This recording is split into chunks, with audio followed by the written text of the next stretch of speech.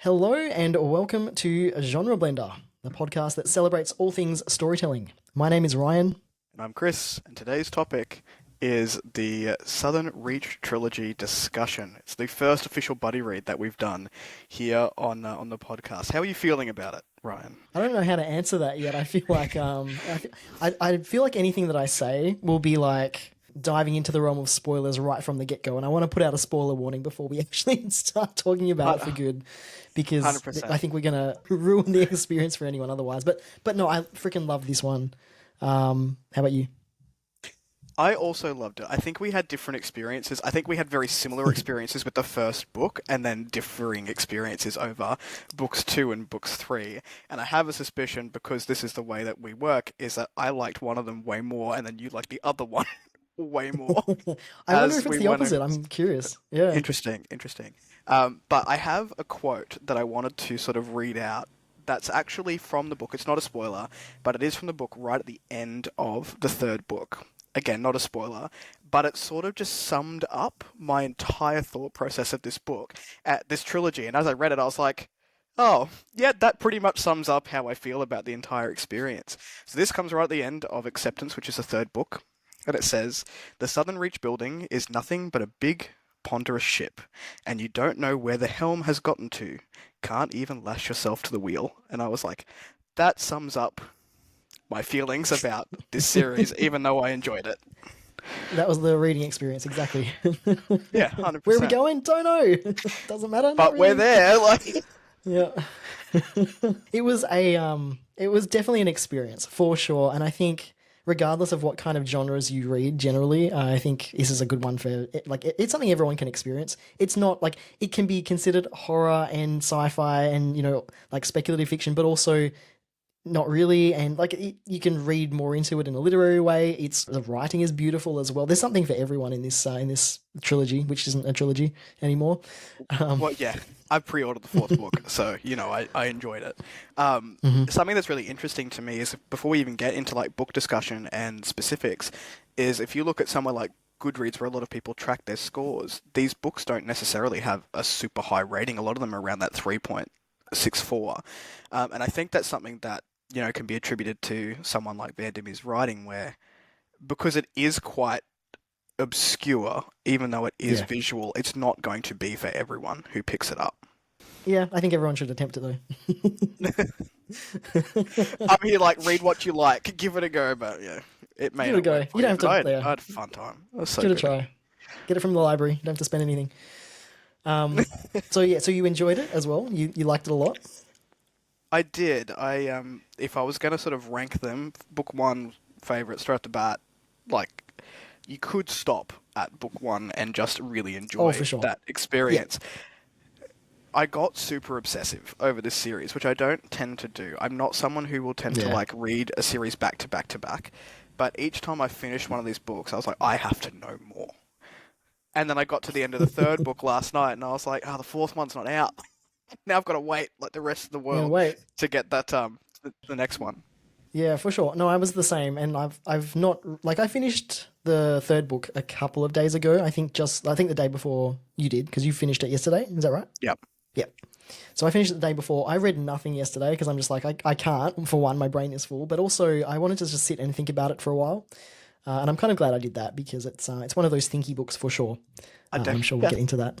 I definitely had one of those moments when I finished it where I'm like, I don't know what to do with my life anymore, and I'm just going to go stare at a wall and think about what this book has done to my brain for a bit. Contemplate life. Yep, exactly. And your spouse kind of does that. Like, what are you doing? Like, I just need a minute. I need a lifetime to kind of unpack all of this.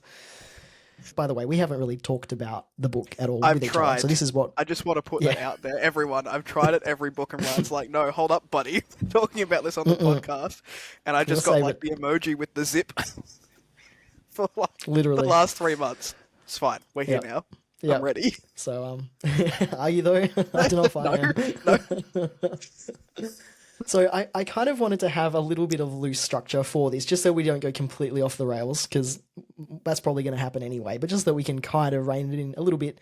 But also, right off the bat, this is going to be spoiler heavy, so if you have any interest in reading these books, at all, go and do that first. Don't listen to this yet. It'll ruin everything. And it's one of those book series or book trilogies that you kind of want to have a fresh experience with. So go do that first. Come back to this. We'll also be discussing it in our Patreon Buddy Reads chat as well. So that will be there, forever, for as long as we have Patreon as well. So I'm going to put some thoughts in there after we've recorded this episode as well. So yeah, feel free to, jump into that as well afterwards. It doesn't have to be while we're talking about it at the same time. Our thoughts will be in there, and then you can just jump on in and have a read and listen to this as well. I think this book has a wormhole its way into my brain for the rest of my life, so I'll be there to talk to you about it. Yeah, there'll be like a random thought that just pops up. It's like, oh, I gotta just mention that. Yeah. All right, so I kind of wanted to do a little bit of an order. So I wanted to go through just a little bit of like we've gone through top level thoughts. I wanted to mention like a bit of a summary of just the plot to kind of refresh ourselves on what the plot was, because the plot, and you can let me know if you agree with this, the plot isn't really the focus of these books at all. No, they're like super atmospheric, right? The plot is a concept, and that concept is explored. And like that is a good way to put it. If you ask me what the plot is, I'm like, the plot is a big old question mark, and you spend 3 books thinking about that question mark as you go through. Yeah. Oh, for sure. So yeah, the plot is not the focus at all. So this will be like a brief, non-spoilery, I guess, explanation. Just so for those that are about to like pause the podcast, come back later, you get an idea of what we'll tell you when the that's books spoiler. Are. So I guess as a brief summary of like what actually happens. So there is a section of like the American South coastline that's kind of boarded off, but there is like an invisible border, and people keep like disappearing in there. Like it just, people walk in and disappear. So a government agency of some description has kind of cordoned it off, and they, police this border, and then they send in expeditions to kind of investigate this Area X. You can read, by the way, you can read this as one big book, and I think people probably should. I think it's really one big story. I think I definitely got more out of it by reading it quite close together. I think if I'd had a big gap of time between the books, I would have had to reread and go back. Yeah, same. And I've heard that from other people as well, saying the same thing. It's better to read them all together. And they're different, but they are very much intertwined. So the first book kind of explores this 12th expedition that goes in, and there's like 4 female characters that are, explorers of this Area X. And then we get the account of the biologist's experience in the form of like journal entries, basically. And then the second book is very much exploring the actual agencies itself or themselves. It's a lot more of the shady side of it. What goes on? I guess, the inner working of the government body that's trying to control this anomaly that's happening. Yep. And we get the account of a different character that time around as well. And then the third one kind of brings them all together in a really interesting way, which I'll get into. I don't want to say too much right now, but all quite different, especially the second book. And I suppose this is where the spoiler warning comes on now. So from here on out, we'll probably completely be spoiling it. So go read the book, come back to this and talk to us and watch the movie as well. Mm-hmm.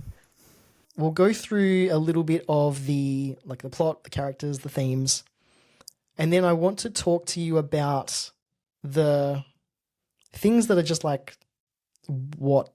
I'm gonna swear on this episode. What the fuck just happened? Like what was that? Because I want to see if what I thought is the same as what you thought. Book 2 and book 3. The whole things, yeah. The whole thing. It had me until the last scene in book 2, and I was like, "What actually just happened there?" But I loved it at the same time. Yeah. Definitely, it's that kind of a book.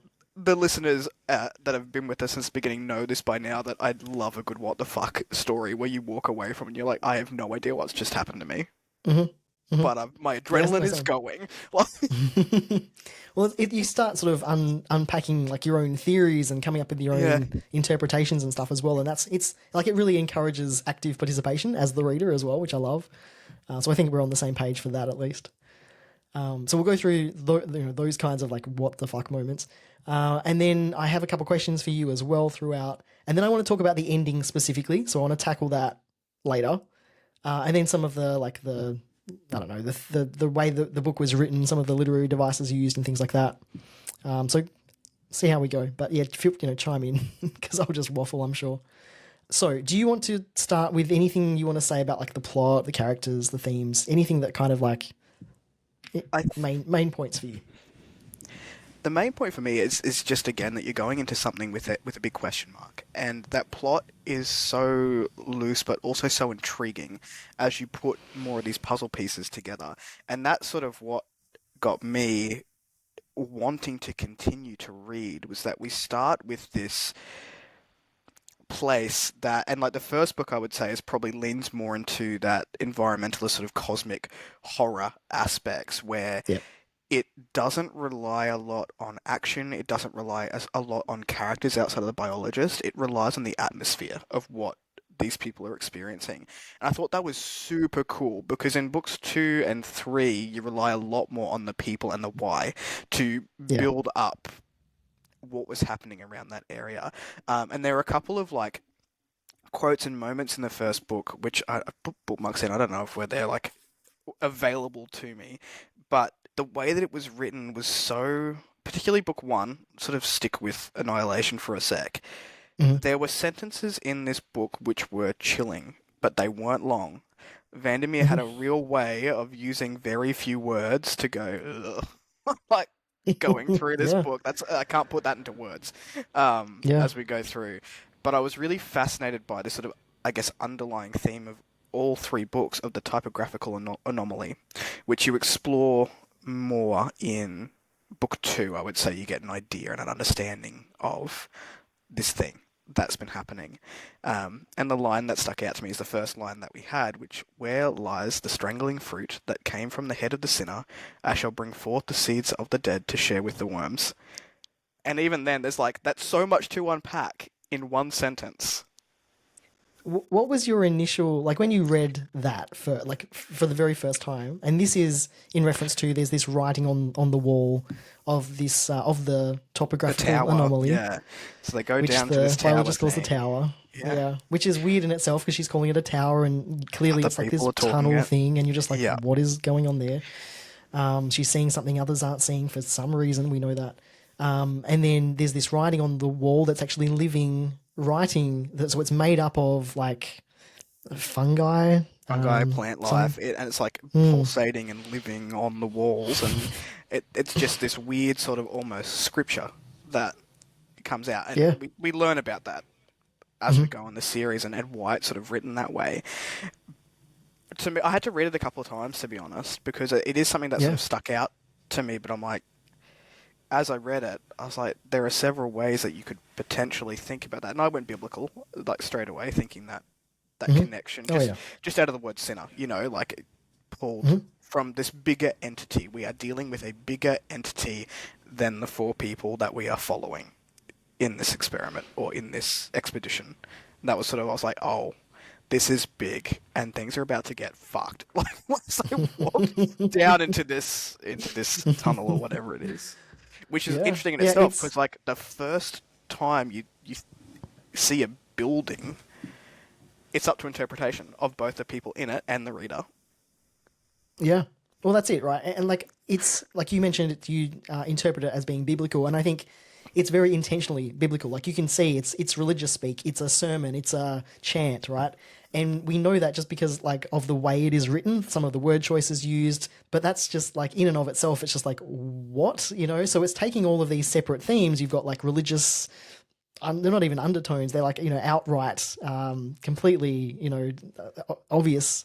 And then you've got this tower that's a tunnel that's not, and you've got the biologist's account, and because she's the narrator here as well, and then there's a turning point. So the turning point being that she goes in, has a look at this writing that's living writing on the walls of this tower, and then inhales some of it, or Yeah, she gets like is spores or infected.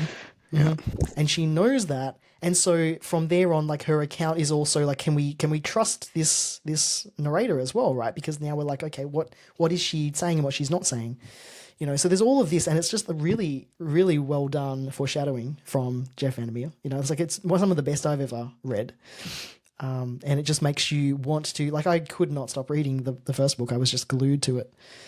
And it's So wild, right? Because it's only 129 pages, that first book. yeah, yeah, And you felt like you'd experienced it by the end of that. I feel like it's the type of writing that forces you to read it slowly and to take it in, even though you don't want to stop. So I had to like force myself to put yeah. the book down after a chapter and walk away and give it a minute to breathe and then come back, whether it be the next day. I think I read it in 3 or 4 days because I was so conscious Yep. of I don't want to blitz through it. What I really liked in the first book is how it coupled that horror and that sort of unknown entity and this exploration and the unreliable narrator to a point with the humanity of this person. And there Oh, was a for sure. Yeah. scene, sort of like, I don't know, it was like in the first third or sort of around that halfway, where you've got a full look at why the biologist wanted to go into Area X, and that just like pulled at like the heartstrings, and you go, oh, like there are stakes here for her to be here. Even though you get the sense very early on that she doesn't have a whole lot of joy, or she doesn't have a whole lot of, I don't know what the word I'm looking for is, but she's not super interested in her own life. She's Yeah. interested in answering a question, and she's got that like addictive mindset that she has to know. But you get that insight, which I thought was really cool and very clever to only do that once or twice in the first book, because now you're invested in this person through the whole series. Yeah. It's an interesting thing that Vandermeer's achieved here, because she's a likable character. We can, like, a lot of us, especially a lot of introverts and people that aren't particularly social, will see a lot of themselves in this character. But often it's hard to write those characters and make them really likable, because they often seem a little bit aloof and a little bit, separate, and it's hard to kind of, see a lot of insight into a character like that. But he does it so well, because the whole time I was really interested in her story. Like, I really wanted to know what she thought and felt, and her accounts of things. I was really invested in that. So, and I think part of that is also the foreshadowing that he's managed as well, because he's doing it in such a way that, yes, there is a lot of the obvious, he'll omit things and then come back to them later, but he's doing it in a way that's what the biologist would do, because she's got stakes as well, like you said, in this experience. But yeah, it's really clever. I love towards the end of that first book, there was like the quintessential scene that sort of gets explored more in book 3, I would say, where she's just like, well, that's happened. She's just become desensitized to all this Yeah, crap that's yeah, been going on around her. yeah, Like, okay, yeah. well, I guess we'll just continue on then. We'll just take it Or and take it in just, our stride and keep going. Which sometimes, to be honest, things like that can often really pull me out of a story, especially in speculative fiction, where you have to suspend disbelief a little bit and just kind of roll with it. And if characters accept things too easily, I'm often just a little bit like, really? You didn't stop and go, what? But in this book, it, like, I was fine with it, because I think, especially the biologist's account, like the way she interprets the world, life, whatever, is a little different anyway. So already there's that. But also, I think how we get this sense of just everything is crazy. And I think when there's too much, as humans, we kind of just go, I can't take all of it. your I'm just going to brain just continue on with switches my off. life.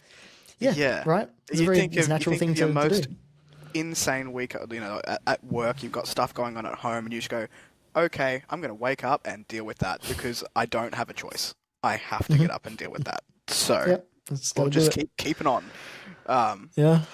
and you're saying about foreshadowing, and I really like the foreshadowing of her character specifically, and I think that idea of she has to suspend her own belief really played well into books 2 and 3. So when the reveal comes about her in book 3, I think that you sort of start putting it together in book 2, but then book 3 they actually say it.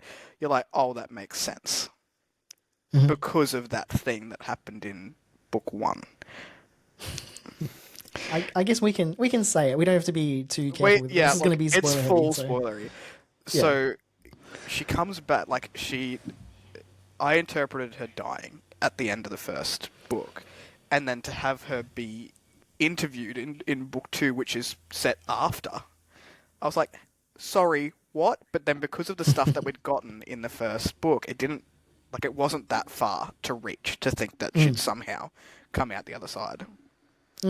Yeah, I guess one thing to note, just because it's going to colour our discussion, I suppose, is that in the first book, there some of the last 11th expedition, they came back, but they then all died of cancer, right? Which is like what?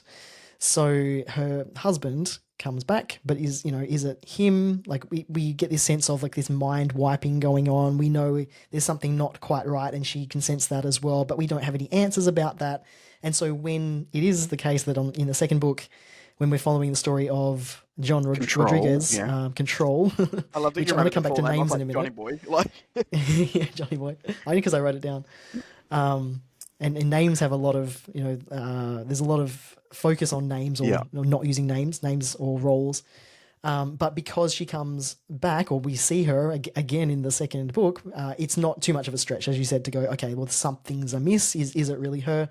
But then we also, through the second book, uncover that, okay, her experience is a little bit different to the others, and she's remembering more, and she's omitting things. She's doing the same thing that she did in the first book, where she'll omit things purposefully when she's writing it in the journal, I suppose. And then in the second book, she's actually not saying things. She's omitting things in these interviews with Control. So we can kind of get the sense of, oh, she's still herself, whoever she is. There's more of her humanity or She her is a personality. version of herself and the things. A version of her experiences, like a sum of the experiences that she's had in both, in each life that she has been Yep. a part of, which I thought was really cool. Yeah. A theme that I probably will come back to in a little bit when we actually talk about themes properly, but it really does explore this idea of selfhood. What is the self? And these are big philosophical questions. These are not small topics, and this is just one of, there's a few big philosophical ideas that VanderMeer tackles in these books. But there's very much this focus on what is the self, and how do you define the self, and the self in relation to other people looking at you and interpreting their version of you versus who you are and what makes up you as you. And I just love that. Like, that's the kind of stuff that kept me reading, because that's what I wanted to explore. And things aren't necessarily wrapped up for us. So those questions remain questions. And I think that's maybe what frustrates a lot of people with these stories, people who kind of just want Well, what happens, and I want answers to those questions. just as a side note to that, that's why the fourth book is coming out. So VanderMeer has basically said that a Okay. lot of things were left unsaid. So I think the fourth book is exploring 3 separate expeditions to try and answer some of the philosophical weirdness that has happened. So I'm quite interested to see whether it's got the same sort of pull as the unknown, because I quite liked that we left with a lot of things still unsaid, because then you can just interpret Yes. it your way and continue to think about it your way. But I'm also very curious because I love the writing, and I quite like this concept of Area X and some of the themes I pulled from it. I'm curious. I'm Yeah. morbidly curious. Yeah. I'll read it and I'll lend it to you so you can decide if you want to buy it. Oh, well, I've already pre-ordered it as well. Oh, but, no, it's okay. Yeah. But I agree with you. I don't necessarily need answers to questions. I'm not that kind of a reader. I don't need things served to me on a silver platter. Here we go. Here's the answers to your questions. But also at the same time, I trust VanderMeer. What he's shown in these books, I'm just like, okay, you're going to do it in a way that's clever and smart. I'm there for it. So I don't really mind. I want to talk a little bit about themes, though, because I think these books are more thematic than anything else. Like, they dive into these massive, massive themes more than they dive into character development and exploration, more than they dive into plot. I would And argue that the characters are there to enhance the theme that they're talking yeah, about. I agree. Everything is kind of a setting for the big ideas that he wants to explore. But I think one of the themes that really stood out to me, and we'll get into the questions and the WTF moments in a little bit too, but I want to ask you, did you also get the sense of this, like, this merging or this transforming whatever happens in Area X. Like, is that the thing that you took away from this book? Because I think throughout, for me, like that was the biggest theme, was just like the way that we think of transformations, of death, of moving on from, you know, this life into whatever other life, if you believe in that, or, you know, however you like to, you know, justify it all to yourself. But I think we often think of that as maybe sad or scary, or you know, filled with anxiety for those kinds of thoughts that you might have. And I thought that the way VanderMeer wrote these books, I keep saying this book because to me it's just one big book, but there was very much like this focus on the trilogy, the quadrology. I guess we're focusing on a trilogy, right? I'm calling it a trilogy because that's what it was as we read it.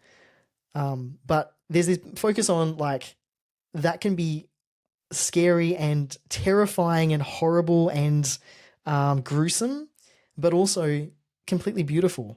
And the way that he's written some of these sentences, I'm just like in awe of. That is disgusting and gruesome and whatever, but also really beautiful.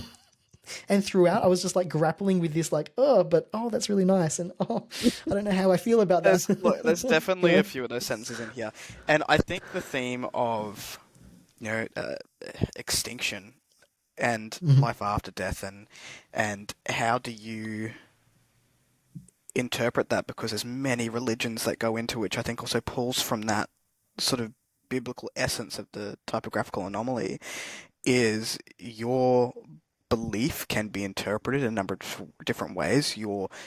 Our death can be interpreted in a number of different ways. Do we continue on in separate form?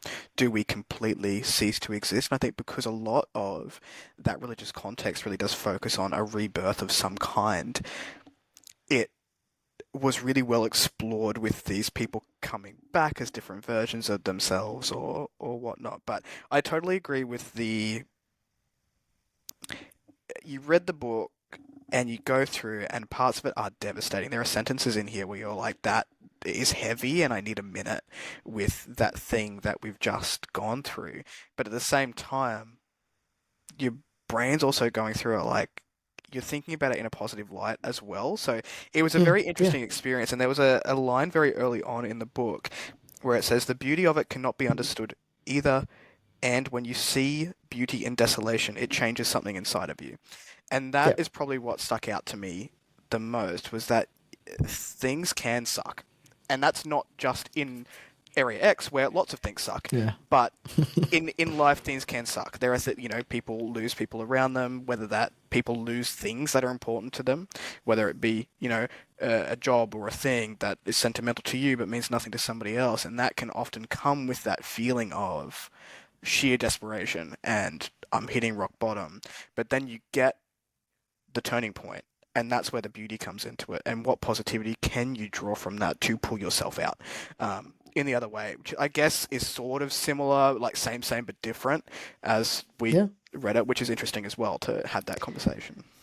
Yeah, no, I agree. I think it's easy to sort of look at something like this and sort of label it as like, oh, it's kind of horror themed-ish, you know, it's gross, or it's, and it's, you know, and I say that it's not really, like, in terms of like horror, it's not really that. It's not, it's a little, it's creepy and it's unsettling. Atmospheric. It's not, 100%. So like, if you're going to go down the horror route, I say cosmic horror because it is so weird and open to interpretation, but it's not like, it's not a slasher flick where you're dealing with gore. It's more like it's just it's an earworm. It's in your brain and you can't stop thinking about it. Yep, exactly. It's a good way to put it. So that was one of the themes that sort of stuck out to me, and it's interesting. I think coming from an environmentalist kind of view of this book as well, which I think that's something that, and you can let me know maybe afterwards from the interviews you might have watched with VanderMeer, but I'm assuming there was that side that was purposefully, intentionally written as an environmentalist kind of look at it as well. But I think in terms of like this feeling of transformation, which can be a good thing or a bad thing in terms of like the environment, because, you know, we can transform the environment and it can, you know, completely fuck it up basically and kill our Earth, and there's all of that. But also, I think there's this theme running through it, which is this merging and this transforming, this intermingling of the people of the entities, let's say, within Area X, so the people, the creatures, the environment, that kind of makes you go, well, okay, if everyone was just able to kind of understand everyone else or everything else, like if I could get inside your mind and understand your perspective and your point of view, and if we could do that with anyone on this planet, and also creatures and animals and things as well, there wouldn't be any, we wouldn't be terrorizing the planet, really. We wouldn't be waging wars,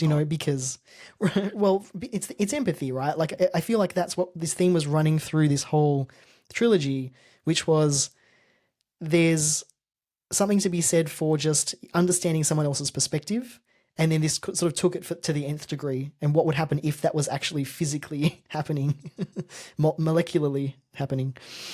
But I would say we sort of explored that in book 2, which is Authority, I think, where we do have these scenes where Control, or John Rodriguez, he's called Control for the most part of the book, which has significant meaning as he's part of this government agency, where he sees a character called Whitby in a closet, who is just not a version of himself, and you just basically feel I don't need to know that, and like the door close, but he forces himself to sort of be in that situation to try, and that's probably the biggest scene that comes to mind for that, being like, I've seen it now and I don't like it, but now I have to like figure what the fuck has just happened. And like, this guy was normal like a couple of days ago, and now he's like in a closet crying. In a closet crying, and you just feel like the Homer Simpson going back into the hedge. Like, nope. Exactly. Nope. Just gonna deal with that. Out of there. Yeah. And I think a lot of us do that. Like, I've definitely been guilty of it in my life, being like, oh, that's too much for me right now. I'm gonna retreat out of that. Yeah. That's it. And in Area X, you can't retreat either. Since you brought it up, yes, coming for you, literally. Since you brought up that scene, so that scene with Whitby in the closet area, and then also in the attic, the mouse, when he reaches out his hand to touch the back of Control's head and like caress his. Oh. So that whole scene. Okay, question. So obviously, one question was going to be, are you as creeped out by that as me? Because I found that to be the creepiest scene in the whole thing. I don't like touch. So yep. My special brand of spicy is like, I need to be forewarned that touch is happening. I probably would have just been like, karate chop, Whippy. No, man. Yeah. That's it. We're over. We're through. Yeah. What was the significance of that, though, for you? Like, was there anything other than the weird factor that I'm missing 100%. With that scene? I loved book 2, and I know that was probably the one that you had the most difficulty with out of the 3, whereas I had more difficulty in book 3 than book 2. I really liked Control's unraveling of his sense of normalcy, and that really played a big part in that scene where he's starting to learn all these things. And there's another scene in the book where he's taken into a room and shown footage, and he's told he can only be in there for an hour because people don't necessarily, like, their brains just can't handle more than an hour of shit. And like, and he's starting to put these things together, and this plant keeps coming back in his office, and this old phone keeps turning up, even though he's like throwing it out, and the cat's like, "Meow, I'm not dealing with that." The phone, man. The phone was so weird the entire way through. That was one of my what the fuck moments, because I still don't have an answer to why it's significant. No, at same. the end of the book, but it kept turning up. So I think that scene for me was him going, "I'm not in control anymore," and then from there he starts using John again. And that starts coming into it. So he's trying to grip what he determines as normal because things aren't normal anymore. And his mother was just real weird about it, about all of it. Yeah, well, that's a whole path Jackie to travel down Severance, about question the whole mark. Yeah, Like... yeah. What? Yeah, Who I have is a point to she? make out about all of that at the end. I want to save it, but yeah, I guess I agree with that. Like, it's the point of unraveling for Control, and I think the the reader participation in that, because as a reader you're just like, what, and then obviously you can see that's how he's experiencing it as well. But also, like, I don't understand what Whitby was trying to do in that moment. Like, not that anyone needs to understand, or maybe he doesn't even understand, but I also, like, what? Yeah, I don't What? think you get Whitby answers until very late in book three, when you have that scene with the director and Whitby going into Area X when they're not meant to be. And then some of those puzzle Sure. pieces start coming into play. I would argue Mm, for the listeners that that is one of the reasons it is beneficial to read these quite close together, is yes. because there are things that make sense later, but your brain needs to like be able to pull that from the book Yeah. before. 100%. Yeah. I think I would have struggled if I'd have left a gap between them, because there's important information you need to have in your brain. I couldn't. Area X infected me. Yeah. Yeah. I can feel it on my Same. It skin still still. is. Like, Yep. yeah, Yep. It's like a second layer yeah. on top of my skin. This Yeah. is my Ugh. personality now. It's this Yeah. No. series. Just gonna have an idea randomly and just like, oh, I'm just Yeah, gonna put that on the yeah, group yeah. chat. Yeah. So let's talk about the differences between the books, right? Because you're right. Like, I wouldn't say I had difficulty with the second book, but I felt it was the weakest of the three, and I felt that was the case because it was mostly expository, and that's a different kind of book, and that's fine. You know, it was a different story, and that's okay. But I also, like, there's one big reason I feel like it didn't work for me, and it's mostly to do with Control as a character, because he's basically set up to look incompetent a little bit, and we get his backstory about this girl that died under his watch, basically, or because of him. You know, so we see this kind of incompetence kind of weaving through, but also at the end of book two, we also see that he's absolutely not incompetent. He's very competent. He's had government agency training. He's, you know, he's got all these skills, and we see them in action as well. And it just didn't quite work for me. His character, I could understand the complexity of his character, and I quite enjoyed that. And I understood what it was trying to achieve in terms of showing that unraveling, like you just said, and, you know, taking the reader on that journey as well. But it's the same reason I have a bit of a problem with, like, origin stories in, like, superhero films and things like that, because it's like you're going through, like, this, you know, the reason for this character being the way that they are, and then going through this journey with them to get to a point, mostly for the reader's benefit, because you're along for the ride while the main character is discovering that as well. And I don't particularly enjoy those stories, and I know that's a me thing, and I'm okay with that. But I felt that it was the weakest because of the way it was telling that story. Whereas the books one and book three, basically, they tell the story in a different way, because the third book is very much like, as you said, there's time displacency and there's stuff going on, weird stuff going on, and it's multiple stories. And the first one is like journal articles from the biologist, well, journal entries, but they have the same kind of mood, vibe, atmosphere, right? So what was it about book two that you kind of hinted at it before? But so did you like that the best, or did you still find that? I would, like, I don't completely disagree, but I Mm, liked that element of that's it more your jam? because Yeah. yeah, I really like deep character studies as much as I like the other two books, and that's sort of what drew me, like the Control character study, because I think we are Mm. introduced to him as an idiot, essentially, someone who has gotten into this government agency, this building that's responsible for all this stuff, and you're like, why are you here, mate? Like, and then like as you start learning his backstory, you realize just how shattered his confidence is because of these things that have happened. And at the forefront of that, you've got this very important person in his life, being his mother, driving that narrative. And there's another theme in that as well, as like your parents really do have an effect, or people, not necessarily a parent or parental figure, but people who Mm. you were close to having that effect and just like completely destroying that sense of self and that entity that you are. And as he goes through and as he starts to become more himself, I would say. And there was a scene in book two where Grace, or the director's assistant, is like telling this story to other people to try and basically throw him under the bus. And Control's got these real complicated feelings about Grace and whether she's a friend or whether she's a foe, because she's doing some things that are helping him and some things that just like stab him in the back. And he just takes over the story and he starts to own it. And from that point, you start to see that confidence build up again, and he starts making the connections, and he starts using his name, like it's sort of a similar time frame of where that Whitby scene happens, Mm. and he starts using that training to further the story, and he becomes the smart guy again, and like taking that power back. And because like I'm very fascinated by how people work. I think that's why I really enjoyed it, because it was really all about him and just the people that affected him and how he worked through it. The last scene of that book is probably one of the most what the fuck things that have ever happened. Like the last two sentences, like what the fuck. But he was in control again, the name thing, as it came to that. Whereas book three, I it it took me a minute to get used to it, and I've spoken to Ryan about this prior. You get a lot more backstory told over different timelines, and in book three, I really love the Lighthouse Keeper for the same reason, because I like the character study.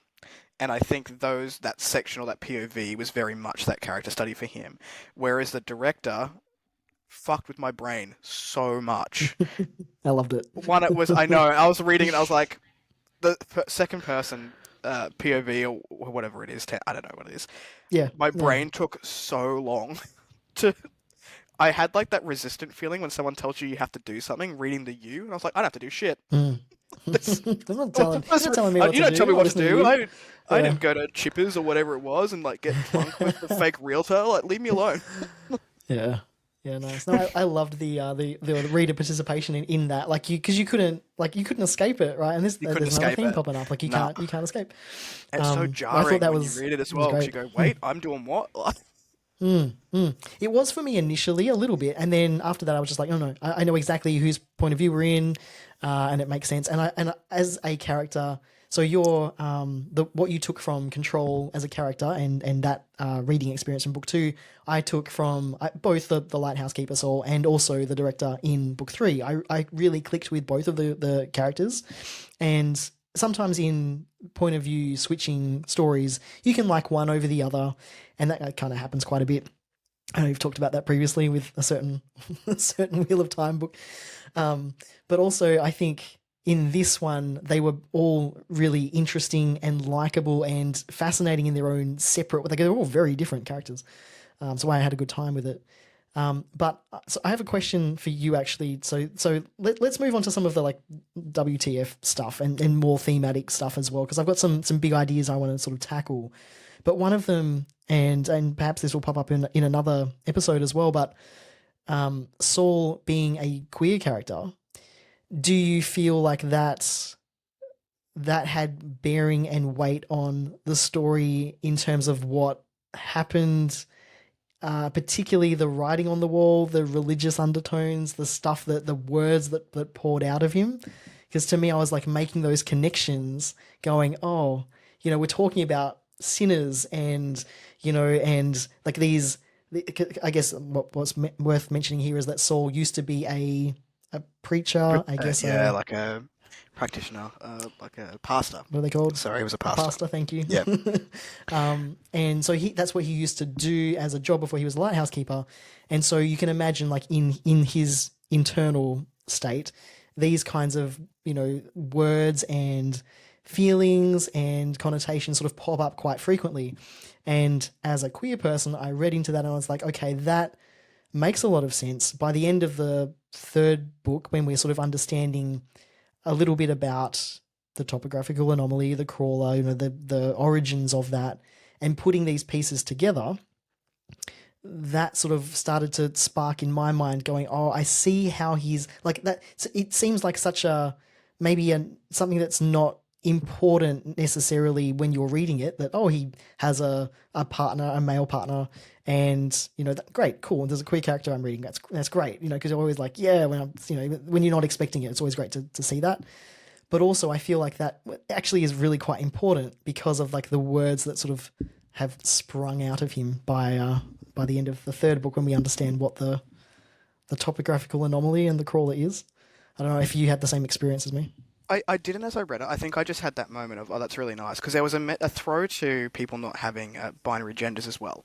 I think it was Hmm. in book Yeah, two. And it was just a I think so. one-line thing where it was just, Hmm. it was very sort of, and I liked that we had a queer character. I did put together that the queer character religious background working through a lot of maybe what can happen in those scenarios of shame and also reaching for faith because there was a lot of Mm. conversation with Saul where he was saying that Yeah. he missed giving the sermons. He liked that community that he'd lost by becoming something that's very solitary and being a lighthouse keeper and that sense of being alone and then having that sort of come through his life and essentially becoming the typographical anomaly as he was writing on the wall. In the first book, it sort of alludes to he's now part of this structure and it's still him alive and doing this. So I did put the connection of, Mm. ex-religion, maybe religious trauma that's come through for Yep. a queer character.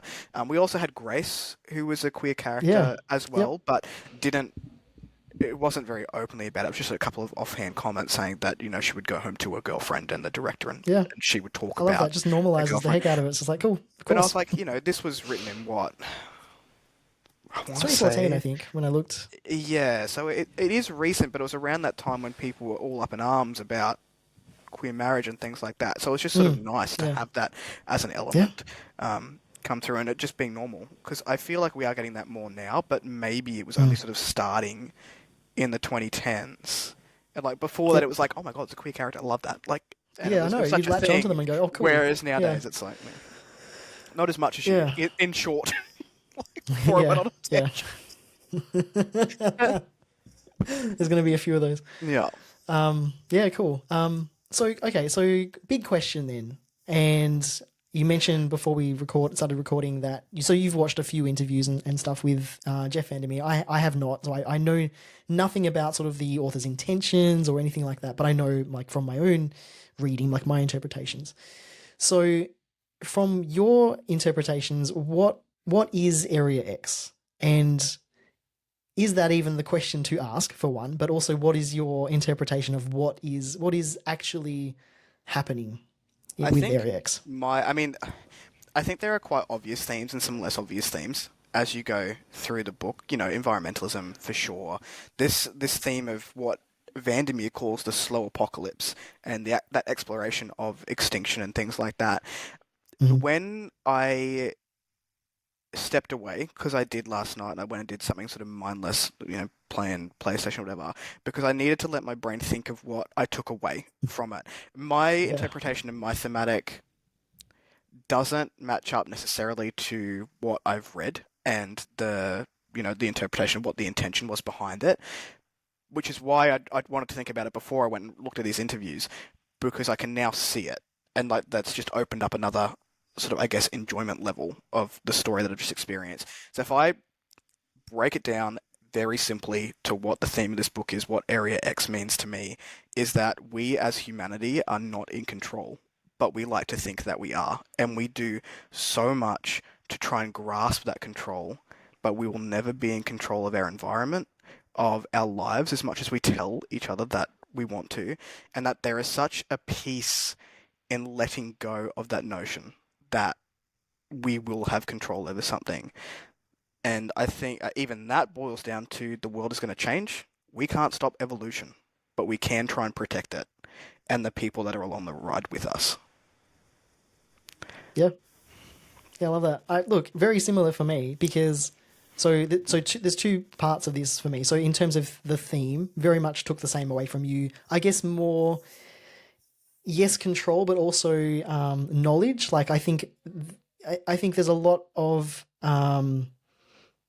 yes, allusions to things being unknowable by humans, by our limitations of us literally being in a body, with our senses. Like, this is how we experience the world. We have our experiences. We experience the world through our senses. That's all we have. We can't know anything outside of ourselves and our humanity. And so it's sort of this pointing to, okay, yes, there are limitations for how we can experience things. And and there will be things maybe, and maybe this is if we're talking about sort of cosmic horror and kind of things outside of just our planet that we can't ever know. Things that will be completely unknowable to us just by our nature of being humans. So I sort of read that into it, but it kind of goes to the same thing because you have to accept that, and that is kind of the point of the last book, right? It's all in the title. Your brain You're will accepting implode if you don't accept that. if you don't, right? You have to accept that we are limited by our humanity. That's just how it has to be. And so there is sort of that acceptance, that knowing that, okay, we don't have control of that. So I think it's very similar to how you interpret it, just in a maybe slightly different way. But also I think in terms of like what Area X is, I don't think it's even significant. Like, I don't think you really need to answer that question. But also, there was part of me kind of doing all of this work, right? And I wanted to make this towards the end. This is not the end of the discussion, but I just wanted to make this point because it's something that I found at the end after having thought about these books and what they mean and why VanderMeer felt the need to write them in this way. And I think it all comes back down to, yes, we are human and we have these limitations and we can only experience the world this way. But you can take that and have like a nihilistic look at the world, at life from that. Or you can look at that and go, okay, what matters then are these moments of humanity, the things that we are doing day to day, the mundaneness, the moments we have with each other. That scene where the biologist, who's not really the biologist anymore, is and this is in book 3, puts her arm around Control to kind of comfort him towards the end. And that's just such a human thing to do. And it speaks to these important moments of being human. And she's not even human, really. I mean, when we think about it, is she or is she not? Is she? Like, we don't really know, no, not this point. Right? Is she something? But like, it's just such a human moment. Yeah, there's something. Yeah. So it's interesting that you say that. So VanderMeer in this interview I'll have the article linked. I'll send Ryan the link to put in the description because I have saved it. And it was only sort of one, and it was an interpretation of this show panel thing that he did. His theme, so direct quote, comes from his relationship with the natural world and the theme of the extinction in a slow apocalypse. But further on, he was sort of saying that he was quite inspired to write something like this because he got the shits. That's not a quote from the thing. But he was really annoyed at sci-fi that was set somewhat in the future, but still quite close to the time that we're currently in, that was ignoring global warming.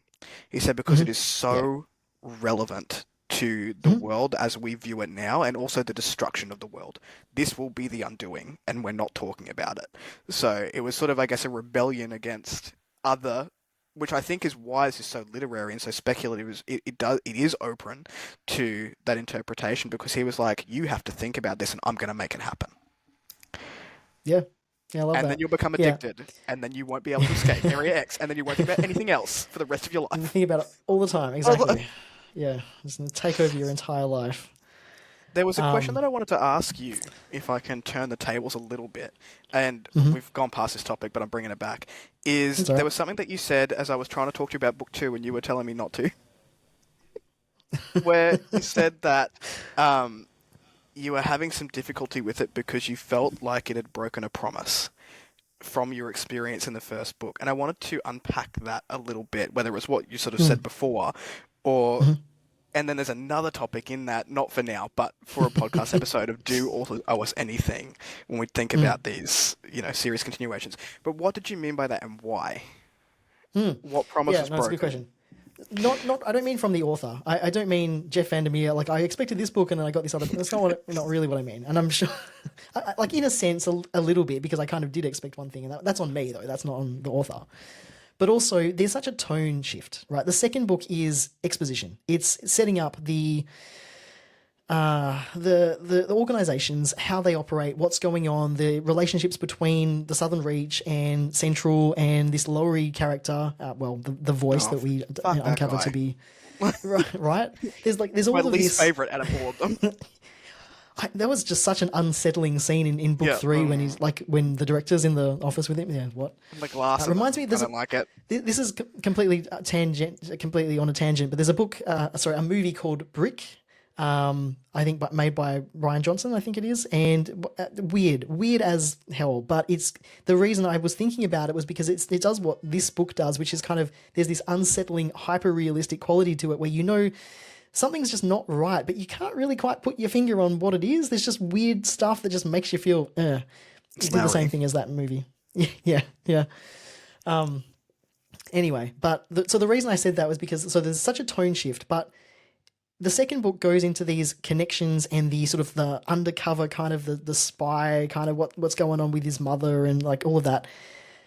And I almost feel like it took us on a little bit of a detour, a bit of a tangent. And yes, there is implications for some of like all of this information is important for understanding what happened overall and the whole story and the end of book three, but also kind of goes into what I took away from after reading all three books, which is it's kind of showing us how we kind of go down as humans. We kind of go down these rabbit holes. We like latch onto these little bits of information. Like the director in book three, we uncover how many notes she had, and she started burning some of these notes because they don't matter. She was just like randomly writing on leaves and stuff, right? She's just like taking every little bit, jotting things down, because there's just so much she's trying to kind of put together and piece together as like a big jigsaw puzzle. And we do the same thing. And what I found myself doing, I was reading these books, I was highlighting. Oh, that's important. That's got to be important. That passage there, I've got to write a note about that. I was doing what the director of The Southern Reach was doing. Now, I think that was exactly what VanderMeer hoped would happen. I'm pretty sure that was very intentional. So when I say it broke a promise, it was just that the book was a different book entirely, that as a book by itself kind of didn't do what I wanted it to do. But you can't really look at I don't think there's these as standalone books. You have to look at them as the whole lot. And in terms of that, in a kind of meta way, it's making a point that, okay, well, that's on me. That was me doing all of that, chasing, going down rabbit holes and things like that. And he made the point very well. So that's what I meant by that. Like it changed tone completely. It wasn't kind of what the setup of the first book is.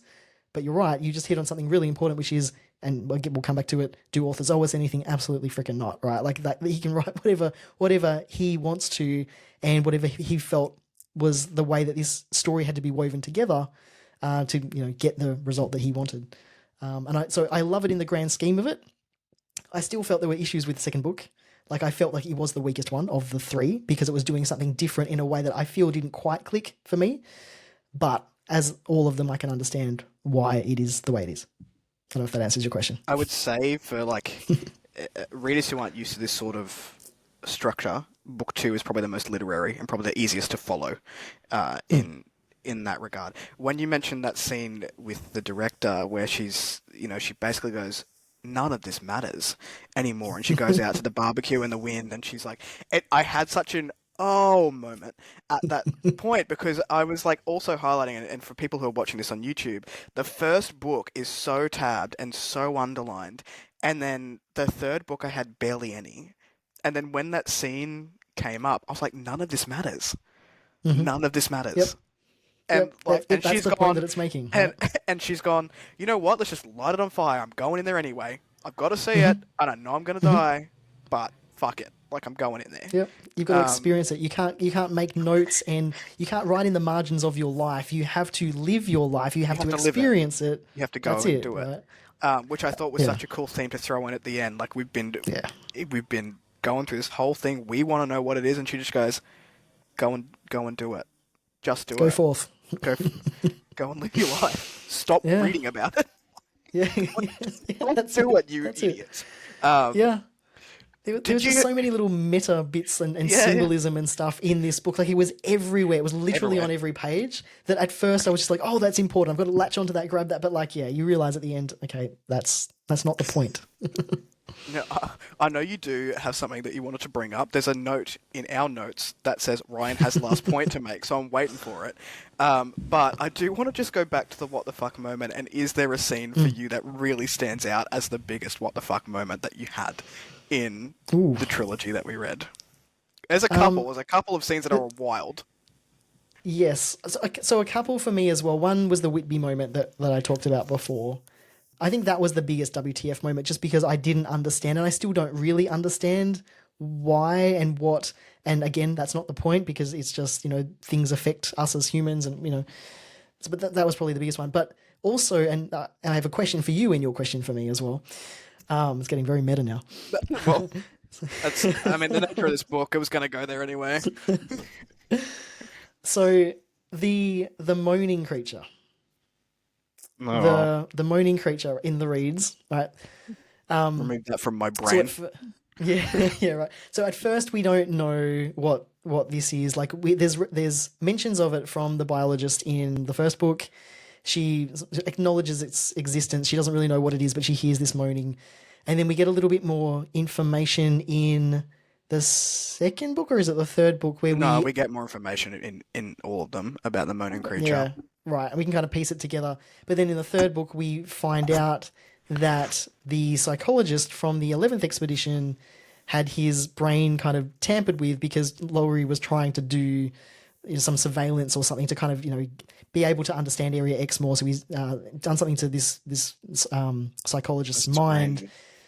Yeah, and we understand that because at first I didn't realize what that meant or what that reference was to, but we find out also from the third book from the linguist that they're actually doing they're operating on these Yeah, people as well. They're actually doing some fucking crazy shit. experimentation and shit. Yeah, Yeah, right. Like it's it's worse than you think it is at first. And so they've obviously, peeled him away layer by layer, and he's basically going through this identity crisis that then in Area X is then kind of like in this transformation that happens. And we at first we think, and people refer to this as maybe as a mistake was made. I think the biologist talks about it. It seems weird that Area X has made a mistake in the transformation of this creature. But we discover that this is actually the psychologist, and there's like this mask, like he's molting his face and his skin and everything, and it's just like that makes sense on a like symbolic level because he's going through an identity crisis or he doesn't really understand who he is. Therefore, this transformation wasn't able to take place because what is the self, right? It goes back to the themes of the self. But when that landed and I understood and that clicked for me, I was just like, oh, fuck. yeah. It gave me chills. I was just like, nah. I don't like it. Not for Yeah, me. so that was probably the biggest one. Yeah, it's creepy, right? It's just really creepy. I What think about like what about for you? on like a non-creepy philosophical, like they dived into a rock pool. At the end of the second book, Yeah, like the last they sentence, did they were like, indeed. "I'm going to Area X. This is a barrier." Whoop, and like I just got Wee! the Mario like the pipe.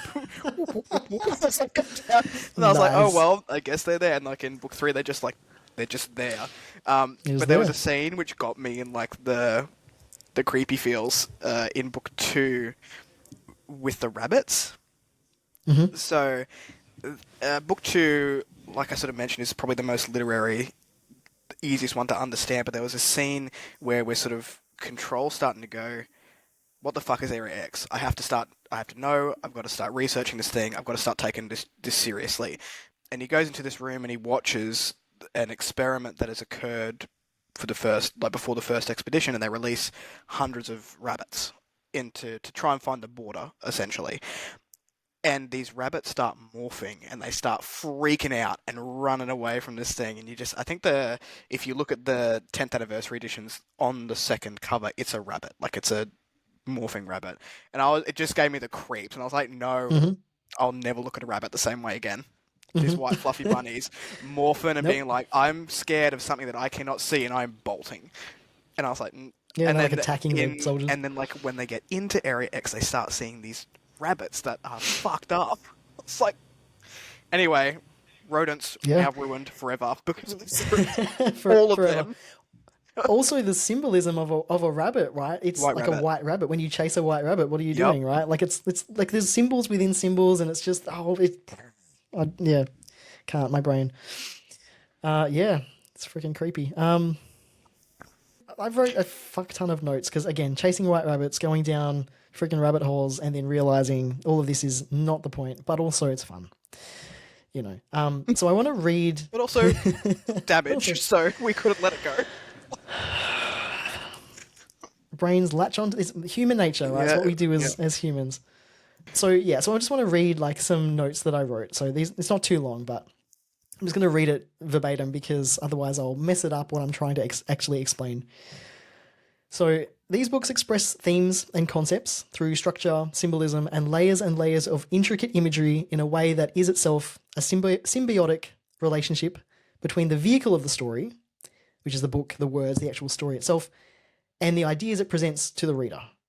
There's an intermingling happening within the text, an experience of reading it that mirrors or has a doubling effect of the intermingling and interconnectivity happening to the people, the creatures, and the environment within Area X. The books encourage us to put our investigative hats, draw connections between characters and concepts, make piles and piles of notes like the director did in trying to understand Area X, and at the end of the day, this information is unknowable. There remains mysteries that are not solved, answers we aren't given that elude us. In the story, a theme arises of humans' limited understanding based entirely on us being human, being confined to human bodies and minds. We rely on our senses and our experiences to make sense of the world around us, to make sense of our place in it, and these books grapple with the idea of being presented with information and experiences that are outside of our ability to comprehend. VanderMeer uses descriptions of mixed sensations, like synesthesia. I thought that was kind of cool. So when you experience different Was senses, cool. when when experiencing Area X, right? If the characters it's like they're bumping up against limitations of language. And we actually have, I think the linguist mentioned this a couple of times where we don't have the right kind of analogies. Like she actually mentioned that. And I was like, oh, this is about language. I was like latching onto that. Where everything is expressed in physical sensations, even the brightness that the biologist refers to it as, and then later Saul does as well, is a limitation of language. And VanderMeer plays with this whole concept because, of course, he's using the written form to tell the story. But it's not all existentialism and nihilism. There's a celebration of human moments that shine through the biologist's arm around control, like I mentioned. And I think it's just, it speaks to like the importance of these human moments because, like I said, that's all in the title of acceptance, accepting the limitations of our humanity. I had to write it like that because I had to kind of figure it out in my head. And I think we talked about most of it, which is great. But I think, that point about the synesthesia, about the sort of the limitations of language, that we can't like express it in any other way but physically, kind of got to me because I was like, language is interesting, isn't it? Because we're reading a book, we're reading words on a page, but kind of like that's really, it confines how we can express things, right? I just think that whole concept is cool. It was interesting. Like a lot of the things that sort of, were being explored in the book, I felt physically as I Yeah. had to, and that was a lot of the times where I had to put it down. I was like, I'm uncomfortable, or like the Book adrenaline over pumping here now moments. for a I would while. put the book down, and my adrenaline was going. Like it was, quite interesting to experience. You sort of get that osmosis, that come through the book. It's interesting. Like I'm not going to read sort of word for word what Vandermeer's themes were because you go and look at that for yourself. And like I said, I'll give you that link. But one of the things he really did want to explore was the rationality of systems and human beings, and I think that is really well done throughout the three books. There's Yeah. a bunch of other stuff that he's sort of looked at as well. Just as sort of like I guess a creepy factor to finish us off is every area that we looked at in Area X has a real life interpretation. These are buildings that he's seen. These are, plant life that he's seen. These are animals that he has seen in real life. And if you look at Jeff Vandermeer's Instagram page, it's full of weird shit. Like buildings that are like half decrepit animals which are slightly off. Like he's The dude so likes his weird. Yeah. fascinated by anomalies of life. Mm. and past life, which is kind of like it reminds me of my aunt did a show about like just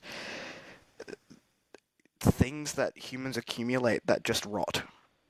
And Mm. it was so cool. Like, and that sort of had that Ugh. connection in my brain as Yeah. well. Yeah, but it left me with that's a bit weird Yeah. Yeah. and uncomfortable. But like, I know we have to think about it, sort of feeling.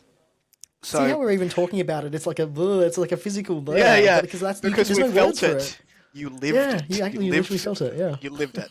I don't think it's the last time I'll read this trilogy because I think No, on yeah, same. reread you'll get quite a lot more. And it was already fantastic, but I Mm. think I will, you know, probably revisit in future years to come because I don't think it's done with me. I don't think Area X is Yeah, done. and, Uh, and there's the fourth as well, which is next yeah, month. Absolution. Yeah, I think it comes out. No, yeah, end of October. Um, I think I've got it pre-ordered for the 30th of October to get one of the copies that comes through. Um, so that was our first buddy read. How successful do you think we were? That was the most successful buddy read I've done, but you wouldn't talk to me about it because. Yeah, because it's. And I I'm just glad wanted we to did chat. though. I was like, I want to talk about it. I was like, just quit Yeah, it, mate. Just save it. Um, I had a great time. yeah, I Loved think it. it was good. Yeah, there was so much in it, and it was open to interpretation in lots of different ways. It's like one of those kinds of books that I think that helps with a buddy read. But yeah, I want to do more of these. We will be doing more of these. But yeah, I hope you all had as much fun listening to us ramble about this weird ride that we were on as we did. It's interesting because I think there's a whole, there's a lot of buddy reads that I would love to do with, yourself and other people, mainly in the sci-fi genre, because that's sort of, or literary fiction, I guess, which is sort of where we, come together a Mm-hmm. bit more in terms of enjoyment. But there's also some that I want to do with you, which like aren't super up for interpretation. They're not super thematic. They're just sort of fun sci-fis because I also don't mind a Why bit of not? a fun sci-fi. So I was going to ask you before we sort of go, not to put too much pressure on you in the moment, but do you have like a wish list of buddy reads that maybe we can throw out to people on our Patreon that might be able to choose for next year? On the spot, I don't have a list, but I think this is something that we should do, and maybe even like involve others as well, so like we can have like a vote, or we can have like a short list or something like that. So yeah, I don't have a list for you for now, but like yeah, I'd love to do it that way. I think that would be fun. Yeah, for Do you sure. have something in mind? I've got two. I've got two sci-fi series that I want to read next year. One is thematic. One is I don't think it's thematic. But one is The Protectorate by Megan O'Keefe, which starts with Velocity Weapon, and it's a Oh, I trilogy. read that, Well, I'll the buddy first read one. by myself. Oh, you only read the first one. Okay, you've got I one read the book first on me, one. but there's I two others in there, mm, and the other one would be The Three Body Problem. So I think that would be fun to do with people. I would love to do a buddy read of. I mean, I've read the first, but I mean that's a lot like this, right? Where you're gonna go down rabbit holes. So like if you if you want to do that, yeah, I'm down for Yeah, I'm that. down. But we'll have a think about it, just for people who are Mm. listening. If you are interested in doing one of these sort of discussions and being a little bit more involved, you can. We'll have a think. We'll put maybe a wish list of Yeah, like we'll a put top something together. five, and we'll put a vote over on Patreon. So if you do want to go and follow us, totally free for the time being. It's just a spot where we can sort of dedicate time to buddy reads and talking to more than just each other, which also don't mind doing. Ryan's a great person, but but if there's more of us, the more the merrier. Yeah, I'm the more going to shut discussion up and let Ryan is talk good. about how you can support us if you so choose. So I guess just a couple quick things before we wrap up today. Just I've had a couple people reach out and say like, how can we support the show?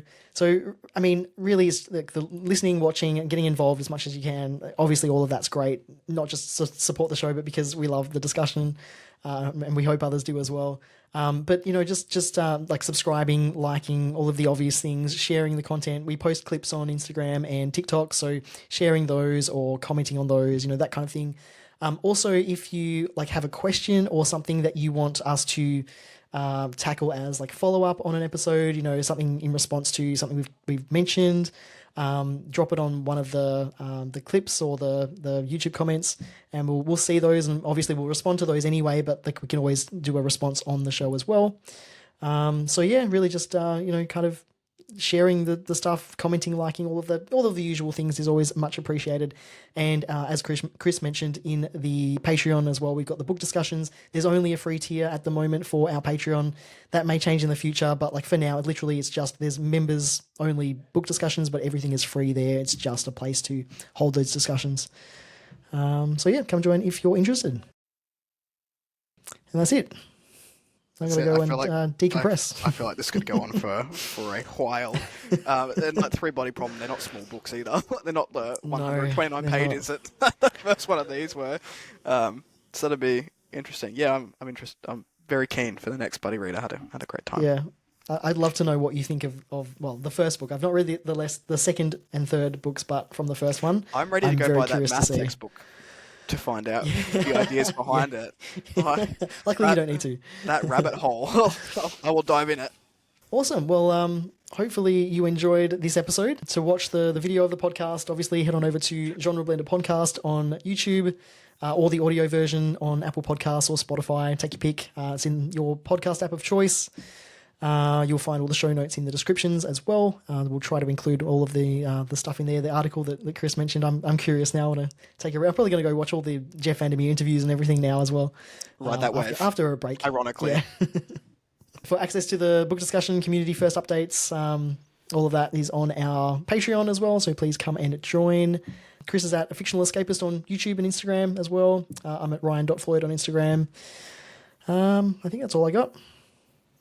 All right. Well, to all the world hoppers out there, we wish you safe travels, and we will catch you in the next episode where we are talking about queer representation in books and media, I guess. So that'll be a fun one. But until then, see ya. Catch y'all.